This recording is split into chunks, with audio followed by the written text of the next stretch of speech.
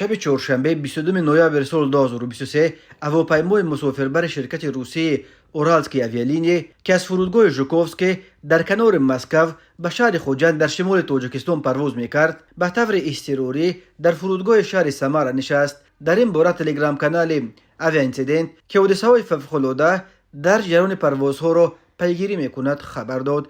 بنا به اشاره این کانال ساعت 02:46 دقیقه به وقت سمارا در منطقه دیسپچری سمارا اکیپاژ به دلیل بد شدن احوال سلامتی یکی از مسافران تصمیم گرفت که در فرودگاه نزدیکترین بنشیند. از همه نزدیک فرودگاه کروماچ در کنار شهر سمارا بود. اکیپاژ همچنین خواستار دعوت یاری تعجیلی به فرودگاه شد. هواپیما ساعت 02:26 دقیقه با موفقیت در فرودگاه سمارا نشست. این هواپیمای ایرباس A321 بوده به شرکت اورالسکی اویالینی تعلق داشت و در خط سیر ژوکوفسکی خوجند پرواز داشت.